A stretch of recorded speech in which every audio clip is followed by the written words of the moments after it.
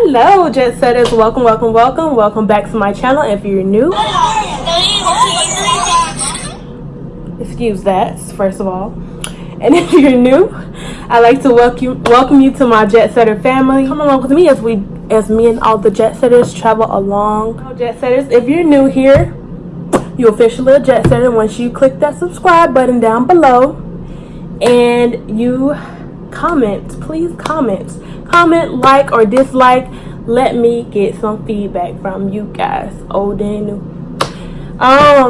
Today I am going to be doing a highly requested video about flight attending. A lot of people have been coming to me with more and more questions about, like, I know I did the older video like a month or two ago about becoming a flight attendant, and now people have still been asking me a lot of questions. Let me put this on silent because it's disrupting me. Thank you so much. I think her name's Alexis. I'm just Lex on Instagram. Thank you so much for all the questions. You're the first person to actually watch. Like, people ask me a question and I'll send them the link to my video so they can go ahead and watch it, and if they have anything else they would like to know, I tell them just watch the video and then get back to me if they have any more questions afterward. She's like one of the first people to actually go through with everything, like watch the whole video and then come to me with not just one question. She came back loaded with questions. I'm like, dang, I really didn't talk about that much in that video. I guess I just talked about how much I liked it. So thank you, Alexis, for these questions, and I'm going to go ahead and try to explain and talk about most of them to the best of my ability today. If you all have any more questions, please comment down below. I will reply to each and every one of you. I love you all, my jet setters. Okay, so let's get started.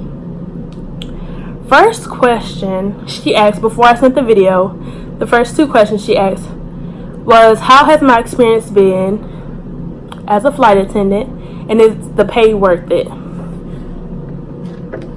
My experience as a flight attendant has been great. I mean, there's some things that you might get agitated about. It's like, a lot of people don't know this. One, we do not get paid when we're not in the air.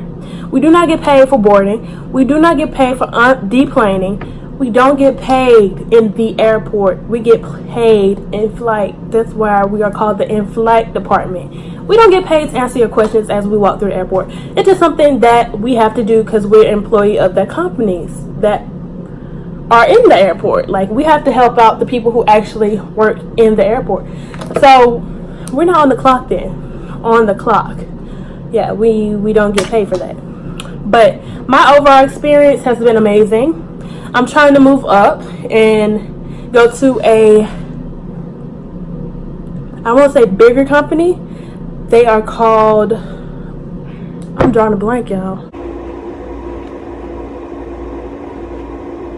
Legacy carriers. Oh my God. I'm trying to work for a legacy carrier, and the legacy carriers are the major airlines like Delta, American, United, things of that sort. JetBlue is the 5th largest company. I want to apply for them. But yes, I'm trying to move up. I'm trying to fly international. I do love the job.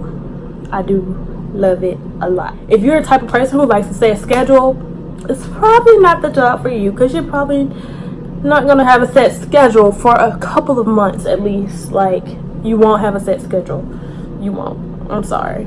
Even like the days you want to pick for on days and off days, you might not even get that because you're starting at the bottom. Especially if you start with a legacy carrier or a large airline, you will be like the bottom of like over 20,000 people. So like, you just have to wait your time. And I think about 2 to 5 years in, you'll be a little bit better. You'll be up there a little bit because new people have come in, old people have went out. So it'll get better over time, but just starting out, if you want to set a schedule, it's probably going to be kind of tough for you. Is the pay worth it? I say yes, the pay is worth it, because like when I first started, we were getting paid $19.52 or something like that. But my airline is a low-cost airline, and we got a contract like a month after I got in to the company. So the month that I was in training, I got paid that $19.52 or whatever that we had set for the training rate. And then we got a whole new contract. So our pay went up to $23.50 something or something like that. But like, yeah, everybody in the company got a huge pay raise, and like the new contracts and the pay raises every 6 months or every year, depending on the company or whatever, it is really worth it. It depends on, like, if you're reserve, every flight attendant starts off reserve.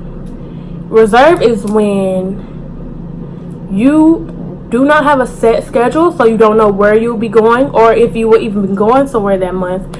But you do know your days on call and you know your days off call. Ready reserve is when you sit in the airport and you just sit and wait until somebody calls out or something happens where you have to go and help out in deplane or work a flight. It might just be working the flight to somewhere and then just coming back. But yes, I say the pay is worth it. It can get really low. If you start at a regional airline, the pay scale can get really low. Or if you start with the legacy carrier, it can be really high, starting at like $30 or something like that. But I'm like somewhere in the middle. But $23 coming from, I was working at Amazon part-time, $11 an hour for 12-hour shifts. Yeah, it's really worth it. Especially if you like the travel, and the benefits and the perks make it so worth it. Choosing bases, that's like a whole video in itself. You pretty much you get a choice, but you don't get a choice. Because with my airline, I don't know, I can't speak for any other airline. With my airline that I work for, we have 5 bases. You put your first choice, second choice, third choice, fourth. And then they try to go from top to bottom. But then you have a seniority number. So based on your last name or something like that, they use some type of configuration to put everybody in an order. I think it's your last name and your social, the first number of your last 4 of your social. And they put everybody in, like, it's kind of random. They put everybody in order, and they go from what the first person wants, second person wants, and they go down the list. And then if they run out of what you want first, they go to your second choice. So everybody in my class pretty much got what they wanted. They got between their first and second choice. But a lot of people wanted Orlando, and there's only 6 spots open for Orlando, and I was number 6 in the seniority number of my class. I think we graduated with like 72 or something like that. But yeah, so you just have to be lucky, really. Like, I don't know what to say. Sometimes bases aren't even open. So like, if Orlando had 0 spots open and everybody in the class put Orlando as their first choice, they would have to go to everybody's second choice or third choice or whatever. Blah blah blah blah blah blah blah blah blah blah. So I would just get your mindset ready. You gotta go with the flow. As they used to say in my training, you gotta move like a palm tree. You gotta be flexible. How often you're away from home? Away from home, baby.